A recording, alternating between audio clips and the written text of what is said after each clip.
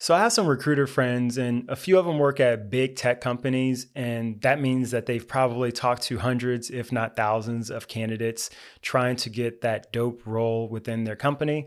And we talk about one of the biggest questions, if not the most important question, that candidates often slip up on. And today I want to talk about what that question is and how to prepare for it. Hey, what's going on? Markel here, and welcome to my channel, or welcome back to my channel. If you're new here, I invite you to subscribe. We talk about career, tech, and mindset. And in today's video, I want to talk about an interview question that slips people up so many times. So what I find interesting is there's so much material out there for interview prep.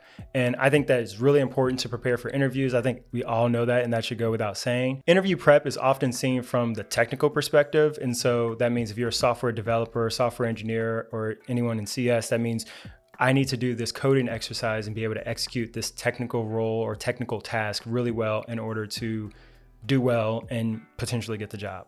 And I'm all for that. I definitely think you should. And if anything, I'll recommend some resources to help you with that technical preparation. And then there's another part, and that part is preparing for the non-technical or kind of the behavioral based questions. And for that, my tip that I tell students and tell people is prepare a few stories in advance and pretty much have those in your back pocket should you struggle to think of a scenario when they say, tell me a time when type of questions occur. But what's missing? There's this kind of category of questions that recruiters or hiring managers ask in order to really understand your intentions, your motives, and really what you're all about. And what is that question? Why? So the first variant that they may ask is, why do you want to work at this company? And that one's kind of the broadest and highest level of the question. It's often associated with the company's mission, associated with the products that the company makes, or anything kind of like an outsider looking in should be able to kind of glean about the company. And then the next level deeper is, why do you want to work on this team? So basically it's like, okay, there's a product, there's a mission for the company, but every team has some type of job functions or set of functions that they try to accomplish. So what that means is, if we'll use Tesla as an example, they make electric cars, but you're not applying to work at the whole car level. You're probably applying to work at some subcomponent or some system within the car. So let's say you want to work on a team that does exterior lights, and they're going to ask you why you want to work on that team and not interior lights or some other component that has to do with lighting, or why even lighting in the first place. So it's kind of honing in on the job itself. The last variant of the question is, why do you want to have this role, this specific role within this team? So oftentimes that's a subcomponent of the subsystem, meaning that like you'll work on the exterior lights, but you'll work on potentially validating it or doing some sliver of the responsibility that really a set of people cover within that team or overarching team. So now that we understand the variants of the question, let's understand the reason why they're asking it. The reason why they're asking it is related to the next point, which is understanding your motivators. And so your motivators are either intrinsic, that means they come from within, or they're extrinsic, which means they come from an outside kind of feeding into you. Some intrinsic motivators could be purpose, growth, curiosity, or passion. And some extrinsic motivators could be status, benefits, perks, and money. Just by the sound of the list of the intrinsic versus extrinsic, I think we all could agree that most companies want people who are intrinsically motivated, which means that you're leaning on those elements of purpose or curiosity. Again, things that, you kind of take responsibility for and kind of feed yourself in order to like propel yourself forward within your role, within some function. And I think there's a good reason for that. And that's because you don't want someone who may be externally motivated, meaning that they want the status, they want the benefits and perks as a reason to do the work. You would hope they want to do the work for some reason that is self-fulfilling. But while I do say that, there definitely are roles in like companies, industries that probably don't operate that way. Like I imagine in investment banking, your job is to just make money for other people and like do those type of transactions. And so I'm pretty sure that's probably more extrinsically motivated. And there's nothing wrong with that if you're into investment banking. But in engineering or in technical roles, a lot of times companies look for people who are intrinsically motivated or share at least some of their intrinsic motivations within this question of why. So the next thing I want to talk about is how to make a compelling why. So again, hiring managers, recruiters are asking about your why to understand what your motivators are, to see if they're intrinsically rooted. And that means that they'll be able to get you to do your best work and not have to essentially propel you with incentives or external things to kind of get you going. But to create a compelling why, it requires a few elements. The first element that you want to provide in your why is something that's backed by action and not hollow. So what I mean by that is if you say that you're curious and you have like a high level of curiosity, but you don't back that up with any type of anecdotal examples, then it's kind of hard to believe that you're a curious person or you express your curiosity. The next piece is that you want to be personal and authentic. And what I mean by that is tie in whatever your why is to something about you in a genuine way. I think that it's really valuable when a recruiter or a hiring manager sees that you're a genuine person trying to get a role that serves you in some capacity. I think in this kind of space of like LinkedIn Easy Apply, it's so easy to get caught up in this space of just applying to so many jobs and not really having any emotional attachment to them or the company or the mission, and just trying to like get a job. And I definitely understand that, and I'm not trying to belittle or simplify like the job search process, but I do think there's something really valuable and really important to have some type of connection with both the role and the company. And so that has to be rooted in something personal and something genuine that kind of ties you and the company together. So a couple of examples that I can think of are one, a kind of like mediocre example, and another is an example about me that I think did pretty well. That's essentially when I was seeking my internship at Chrysler. So we had like a pre-candidate dinner, or pre-interview dinner, I should say. And so the candidates kind of went around the table and talked about why they wanted to work at Fiat Chrysler. And this is 2013. And so one person went, and I just thought the answer was really interesting. They said, "Why do you want to work at Chrysler?" And their response was, "I love Chrysler. I love the cars. I drive a Jeep. I think that the company is great." Yeah, it was personal, but to the first point, it wasn't really like backed by strong action or a strong conviction. And it seemed kind of hollow to me. So when they asked me, "Why do I want to work at Chrysler?" I actually responded with, "I don't."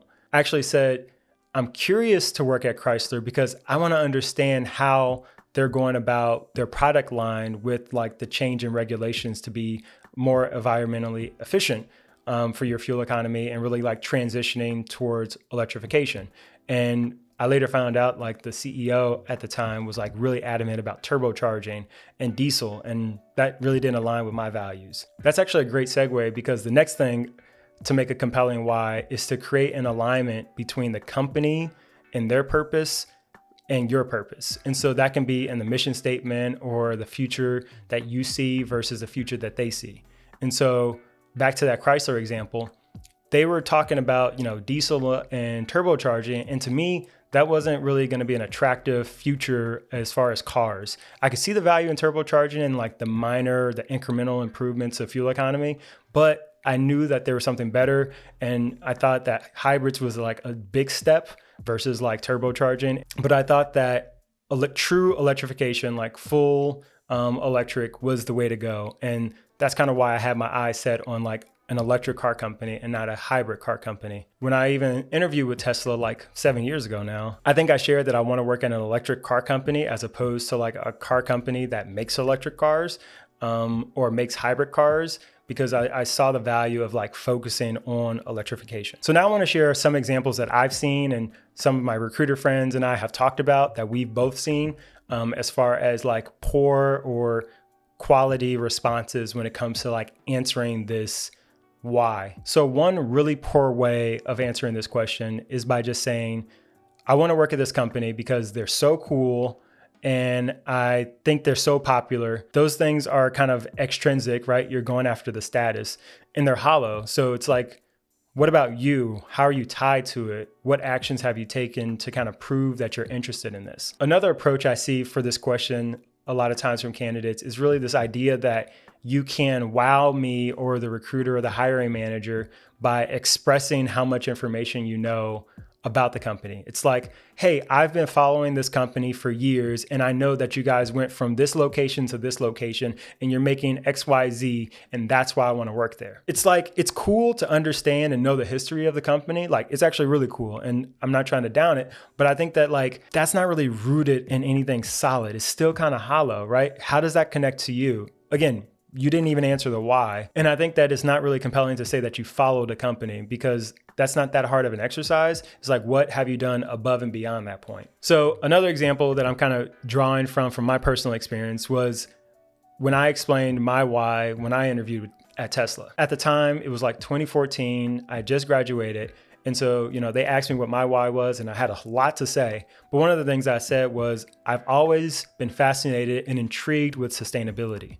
So that kind of shows my intrinsic motivators. Then I also said, I wrote a paper when I was in high school about hybrid cars and just the transition to more sustainable resources when it comes to transportation. And I think that it's fascinating. And I see that the company's mission is to really realize and achieve that. And so with that example, I kind of show how like it was backed by action. Like I did research and I made a paper about it. But then I also connected the mission of the company to a mission that I want to see. And it's kind of like they're one and the same. Like Tesla's mission is literally to accelerate the transition to sustainable energy and transportation. At least that's what it was like in 2014. And it's just like, it's slightly different now, but whatever. So where do you go from here? First, I don't personally think you should go towards something that's an extrinsic motivator. I actually think that that's going to cause you to have to feed it and really like seek validation in order to do it. What I think is so much more fulfilling is to try to find that intrinsic motivator, whether it's purpose, whether it's curiosity, whether it's actually creating impact, and root your why with that and create it as something compelling. And I think that any hiring manager, any recruiter would be very appreciative to see that you've thought why you want to work at a company and you have a reason. And if you don't fully know, I think that's perfectly fine too. I think sometimes we think of the recruiting process as like a one-sided interview process, but really you're trying to understand the company too. So if they say, why do you want to work at the company? And you genuinely don't know why, and you're trying to understand, you can kind of push it back and say like, well, I'm trying to understand these aspects about the company to see if this is somewhere I do want to work. I value curiosity, I value collaboration, and I value impact. Is that something that this company offers, that this team offers, and this role will enable me to do? So that's kind of a cool way to kind of flip it back on them. And I think that they'll be really appreciative and actually give you kudos because you're being intentional about that question instead of just trying to appeal to them or just please them by providing some type of superficial answer. So I'll leave you guys with a quote. What I'm sharing here is someone who used to work at Tesla with me, and she's basically saying that one of the reasons that she doesn't make offers is because someone doesn't have a strong why. And it's really because, again, she doesn't want to have to be responsible for motivating them, but also it means that they may not be taking intention in the work that they're doing. But I know that's not you, but if it is, this is a great opportunity to change it. So if you've watched this all the way through, let me know what company you want to work for and why. And if you're struggling with the why, what part of it are you struggling with? So I appreciate you guys for watching. I'll see you on the next one. Have a dope day. Peace.